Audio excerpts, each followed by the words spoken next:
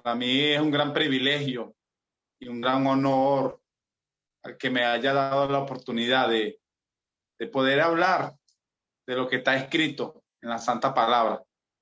En esta ocasión, hermano, quise traer un estudio de la parábola del hijo pródigo. Y vamos a estar hablando del hijo pródigo. Es una de las parábolas más emocionantes, hermano, y conmovedoras enseñadas por Jesús. Vamos a leer en el libro de Lucas, en el capítulo 15, del versículo 11 al 32. Vamos a poner atención a esta enseñanza de nuestro Señor Jesucristo. Leemos. Dijo así: un hombre tenía 2 hijos, y el menor de ellos dijo a su padre: Padre, dame la parte de los bienes que me corresponde. Y le repartió los bienes. No muchos días después, juntándolo todo, el hijo menor se fue lejos a una provincia apartada y allí desperdició sus bienes bebiendo perdidamente. Y cuando todo lo hubo malgastado, vino una gran hambre en aquella provincia y comenzó a faltarle. Y fue y se arrimó a uno de los ciudadanos de aquella tierra, el cual le envió a su hacienda para que apacentase cerdos. Y deseaba llenar su vientre de las algarrobas que comían los cerdos, pero nadie le daba. Y volviendo en sí, dijo: ¿cuántos jornaleros en casa de mi padre tienen abundancia de pan, y yo aquí perezco de hambre? Me levantaré e iré a mi padre y le diré: Padre, he pecado contra el cielo y contra ti. Ya no soy digno de ser llamado tu hijo. Hazme como uno de tus jornaleros. Y levantándose, vino a su padre, y cuando aún estaba lejos, lo vio su padre, y fue movido a misericordia, y corrió y se echó sobre su cuello y le besó. Y el hijo le dijo: Padre, he pecado contra el cielo y contra ti, y ya no soy digno de ser llamado tu hijo. Pero el padre dijo a su siervo: sacad el mejor vestido y vestidle, y poned un anillo en su mano y calzado en sus pies, y traed el becerro gordo y matadlo, y comamos y hagamos fiesta, porque mi hijo muerto era y ha revivido. Se había perdido y es hallado. Y comenzaron a regocijarse. Y su hijo mayor estaba en el campo, y cuando vino y llegó cerca de la casa, oyó la música y las danzas. Y llamando a uno de los criados, le preguntó qué era aquello. Él le dijo: tu hermano ha venido, y tu padre ha hecho matar el becerro gordo por haberle recibido bueno y sano. Entonces se enojó y no quería entrar. Salió, por tanto, su padre y le rogaba que entrase. Mas él, respondiendo, dijo al padre: he aquí tantos años te sirvo, no habiéndote desobedecido jamás, y nunca me has dado ni un cabrito para gozarme con mis amigos. Pero cuando vino tu hijo, que ha consumido tus bienes con rameras, has hecho matar para él el becerro gordo. Él entonces le dijo: hijo, tú siempre estás conmigo, y todas mis cosas son tuyas. Mas era necesario hacer fiesta y regocijarnos, porque tu hermano era muerto y ha revivido, se había perdido y es hallado. Fijémonos, hermanos, que esta parábola Jesús la cuenta. Tenemos acá una gran enseñanza. Fíjense que los fariseos y los escribas no querían a los pecadores. En el contexto del mismo capítulo, en el contexto del mismo capítulo 15, el versículo 1 y 2, dice: se acercaban a Jesús todos los publicanos y pecadores para oírle. Y los fariseos y los escribas murmuraban diciendo: este a los pecadores recibe y con ellos come. Y ellos estaban muy molestos con Jesús por esa actitud de amor hacia los pecadores. Jesús enseñó después de esto que dijeron los fariseos otras parábolas, más la de oveja perdida, donde el pastor deja la 99 y va por la perdida, y habla también de la moneda perdida, y finalmente del hijo pródigo. Hermano, este es una enseñanza con el propósito de que nos fijemos que en el contexto la actitud de los fariseos era versus la actitud del Padre. Los fariseos creían ser los representantes de Dios, los celosos religiosos de su tiempo, y eran muy severos. Entonces, la actitud de los fariseos hacia los pecadores y la actitud del Padre hacia los pecadores. El hijo mayor, ¿verdad? El hijo mayor en esta parábola representa a los fariseos y a los escribas, los que profesan ser religiosos, pero no tenían las características de Dios. El hijo menor representa a lo que abiertamente se rebela contra Dios. Los publicanos y pecadores, que sí eran pecadores. En esta parábola, el personaje central no es el hijo pródigo, sino su padre, que le perdona con amor. A la gente le gusta más el carácter del hijo pródigo por su actitud y todo eso, pero lo que realmente debe resaltar en esta parábola es la actitud del padre que perdona. Entonces, hablando un poco del hijo menor, dice en el versículo 12, y el menor de ellos dijo a su padre: Padre, dame la parte de los bienes. Dame la parte de los bienes que me corresponde. Y le repartió los bienes. Pidió su herencia en vida. Y sigue diciendo que no muchos días después, él juntó todo lo que tenía y su dinero y se fue lejos a una provincia apartada, independiente de su padre. Claro, ya tenía dinero. Fíjense que este lenguaje bien ilustra la actitud de los que quieren alejarse de la enseñanza y autoridad de Dios por ser independientes. Ya no queremos más los sermones del papá, ya no queremos más los sermones de los hermanos que nos llaman a la cordura, que nos llaman a que tenemos que comportarnos como hijos de Dios. Entonces muchos hermanos a veces abandonan la comunión con Dios, siguen desiertos y se van a una provincia apartada. Dejan de reunirse, dejan de buscar a Dios. ¿Qué pasó con este hijo menor? Y allí dice: desperdició sus bienes, viviendo perdidamente, desenfrenadamente. Tenía dinero, tenía amigos, él podía comprar lo que quería, La parábola muestra el curso del pecador.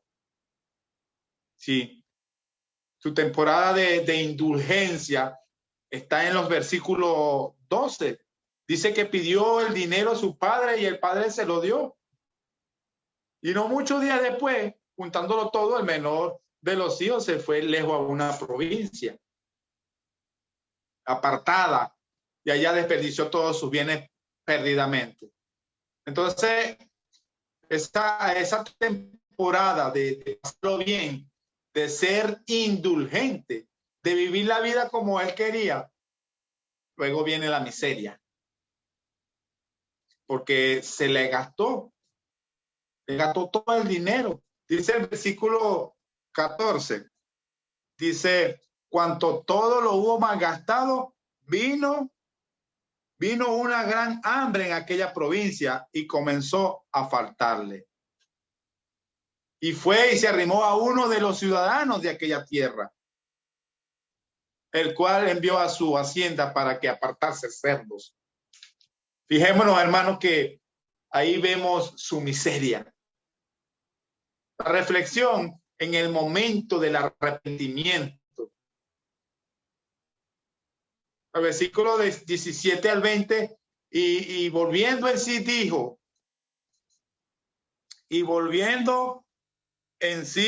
dijo, ¿cuántos jornaleros en casa de mi padre tienen abundancia de pan? Y yo aquí perezco de hambre.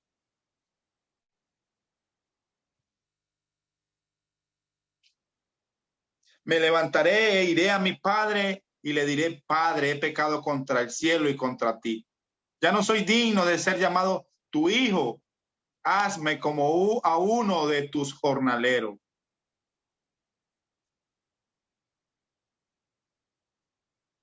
Sí, hermano.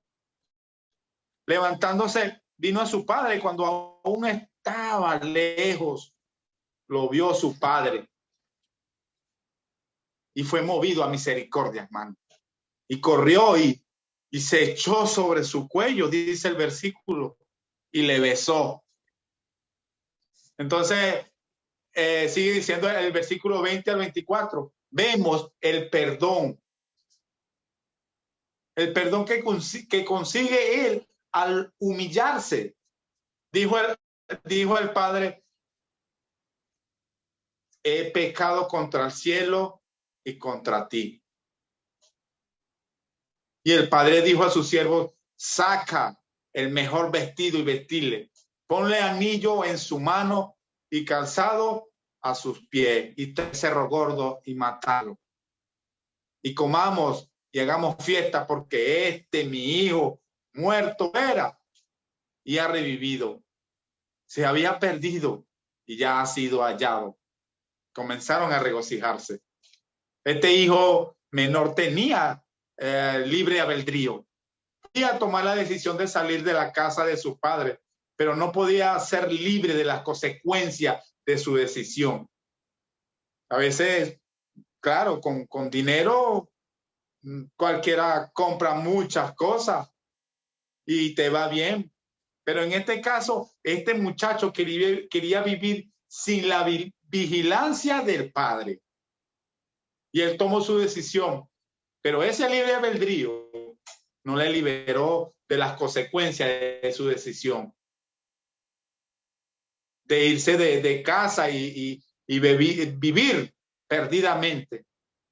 La tentación presenta al pecado como muy atractivo, muy deseable.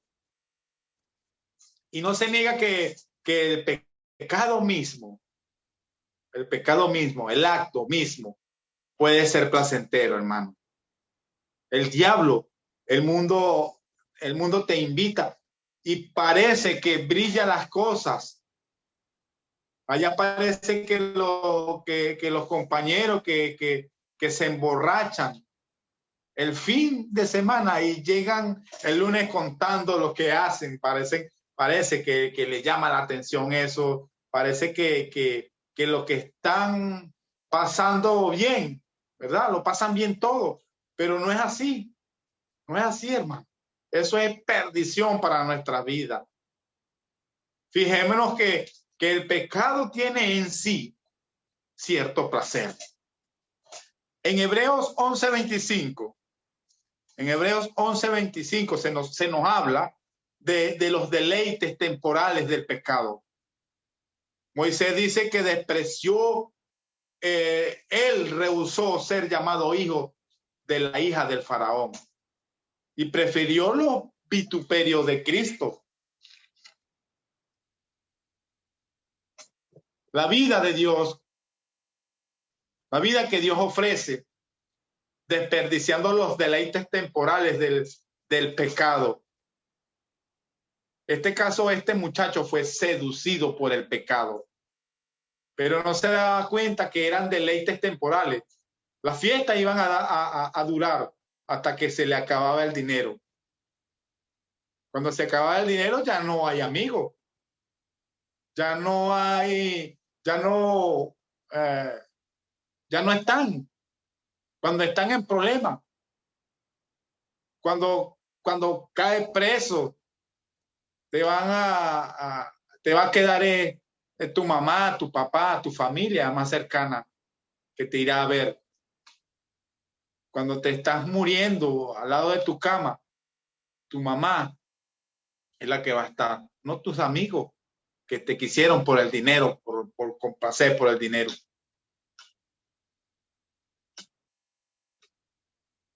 Vemos que lo que pasamos bien en el momento de la dificultad, todo desaparecen cuando estamos en dificultades. Y es lo que pasó con este muchacho, pasó eso.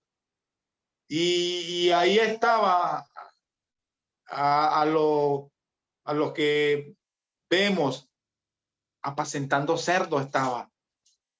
La consecuencia del pecado será una pesadilla. Siempre hay muchos errores de juventud que hemos cometido, hermano, que nos van a seguir toda la vida. Como no pensé antes, pero ahí están. Gozamos de la libertad en la casa del Padre y somos esclavos del mundo. Aquí si nosotros hacemos las cosas correctas, tenemos limpia la conciencia y andamos correctamente, y en las noches nos acostamos en paz y en tranquilidad. No pensamos en que yo estoy haciendo esto, que es incorrecto, que es algo malo. Recibimos el honor de ser hijos de Dios, o sufrimos la vergüenza de ser hijos del mismo diablo. El Padre. Fijemos que el hijo menor, lejos, sufrió, pero el padre no era indiferente. El padre no rogó, ni discutió, ni regañó al hijo. Ya tenía edad, quería irse de casa y pidió su herencia. El hijo tendría que aprender la lección. El padre no lo tomó a la fuerza. No lloró al cuello de él diciéndole, no te vayas, hijo. Si no, es tu decisión. Tú lo has decidido. Dios nos da libre de albedrío. Él permite que dejemos la casa del Padre. Él no va a andar asustando si yo decido pecar. El problema mío es, yo debo asumir las consecuencias de mis actos. Vemos que el caso del hijo pródigo, el padre no lo sujetó ni le negó, sino que le dio lo que él quería. Le dolió. El padre le dolió. Sabía que era una decisión mala, que era una decisión pésima la que estaba tomando su hijo. La herencia del hijo hubiera aumentado si él se hubiese quedado allí trabajando en la hacienda del padre. Él cada día sumaría más su herencia, pero él la pidió. Y se le dio y la perdió. Pero fíjense que el hijo era libre, tomó su decisión y salió el padre. Bueno, no le dijo nada, ¿verdad? O como ahora hoy en día, no, yo no te voy a dar nada, dicen muchos padres a los hijos. Pero no, ahí el padre no rehusó y le dio su herencia.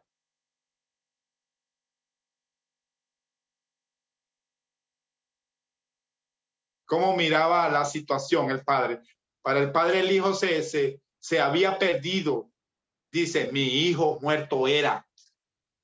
Cuando se fue y él supo el rumbo que tomó, lo consideró muerto. Muerto, perdido, sin saber nada de él. Pero el hijo estaba libre para estar perdido y muerto para sufrir las consecuencias necias de su decisión. El padre no lo forzó. Fijémonos que el texto del verso 20 dice, y aún estaba lejos, lo vio su padre, y fue movido a misericordia, y corrió y se besó. Obviamente el hijo pródigo no fue solo. El que sufrió. O sea, el hijo nada más no sufrió, sino el padre también. Él lo esperaba desde lejos, dice ahí. Me imagino a ese padre ahí mirando en la terraza, desde su casa, tal vez miraba el camino, porque él aquel día cuando su hijo se fue, estuvo mirando hasta que se perdió, lo vio caminar rápido y como un punto negro desapareció en ese camino largo. Me imagino que cada día él salía o de vez en cuando salía a mirar ese camino, pero ese día él estaba mirando, él cuando vio, y dice que cuando aún estaba lejos, lo vio su padre. Fijémonos que aquí su padre representa a Dios, que es bueno, que es misericordioso. Dice, y fue movido a misericordia. No dijo, no, yo no lo voy a recibir porque él tomó su decisión y no lo voy a recibir porque tomó una mala decisión. Él fue quien pecó, ¿no? Él no dijo eso. Dice que corrió y se echó sobre su cuello y le besó. Fíjense de ese amor, la imagen que Jesús pinta de este padre. Bien indica que estaba muy afligido y muy ansioso de ver a su hijo.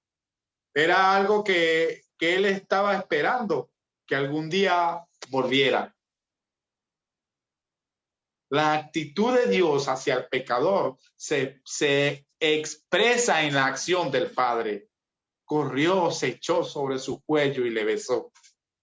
Recordemos que Jesús está reprendiendo la mala actitud de los fariseos, de los escribas, que odiaban a los pecadores y que condenaban a Jesús, que se juntaba con los pecadores y publicanos.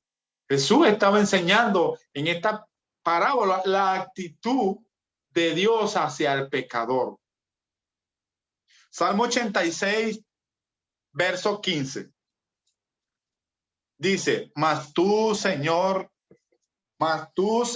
Dios misericordioso y clemente, lento para la ira y grande en misericordia. Y grande en misericordia y verdad. Realmente, hermano, está reflejado ahí el hijo. Sucio, maloliente, derrotado, flaco, con hambre. Venía buscando el perdón del Padre. Y Jesús hace esta representación que no solo el que quiere perdonarlo, él no solo eso, sino que está ansioso para abrazarlo, reivindicarlo, porque él dijo, Padre, he pecado contra el cielo y contra ti, y ya no soy digno de ser llamado tu hijo. Él dice simplemente, he pecado. Él reconocía su error, reconocía su infamia, reconocía su pecado. Pero el padre dijo a su siervo: saca el mejor vestido y vestile, y poné un anillo en su mano y calzado en sus pies. El anillo, hermano, indicaba el honor de autoridad. Él lo reivindicó de inmediatamente como hijo de él. Y ordenó poner calzado en sus pies para identificarlo, no como un esclavo. Él venía a ser un sirviente más en la casa de su padre, porque sabía que había perdido todos los derechos. Pero el padre lo reivindica y le pone un anillo en su dedo y calzado en sus pies, para no parecer un esclavo. ¿Y qué dijo después? Dice el versículo 23: trae el becerro gordo y matalo, y comamos y hagamos fiesta, porque mi hijo muerto era y ha revivido, se había perdido y es hallado. Y comenzaron a regocijarse. Hermano, Lucas 15, versículo 10, también nos habla en la parábola de la oveja perdida. Así os digo que hay gozo delante de los ángeles de Dios por un pecador que se arrepiente. Ahora vemos este otro punto del hijo mayor. Como decíamos, el hijo menor representa el pecador perdido, pero Dios lo ama. El padre representa a Dios, que amoroso espera a que sus hijos vuelvan. Pero el hijo mayor, ¿qué pasó con el hijo mayor? ¿Qué pasa con él? Dice, y su hijo mayor estaba en el campo. Y su hijo mayor estaba en el campo. Y cuando vino y llegó cerca de la casa, oyó música y las danzas. Y llamando a uno de los criados, le preguntó qué era aquello. ¿Cuál es la razón para alegrarnos? Y él le dijo que había regresado su hermano menor. Entonces se enojó y no quería entrar. ¿Por qué será la actitud de los fariseos y los escribas al hablar del hijo mayor? Jesús pinta la imagen de los fariseos, de los escribas que murmuraban diciendo: a los pecadores recibe y con ellos come. El hijo mayor creía que era muy superior a su hermano menor, que era moral, y su hermano era inmoral. Por todo lo que él dice. Claro, él se enojó mucho. Así pensaban los fariseos y los escribas, que los pecadores no tenían opción alguna. Pero Jesús venía trayendo esa opción de perdón frente al arrepentimiento. Comparemos la oración del fariseo, que oraba consigo mismo diciendo: no soy como los otros hombres, ladrones, injustos, adúlteros, ni aún como este publicano. Ayuno 2 veces a la semana, doy diezmo de todo lo que gano. Leemos ahí en Lucas 18, 9 al 12. No solo a los fariseos y a los escribas, sino también a todos los que se justifican a sí mismos, menosprecian a los perdidos. El padre amaba a los 2 hijos y estaba contento con ellos.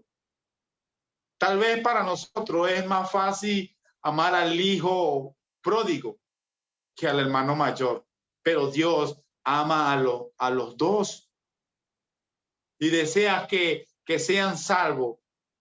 Dios nuestro Salvador quiere que todos los hombres sean salvos, que vengan al conocimiento de la verdad.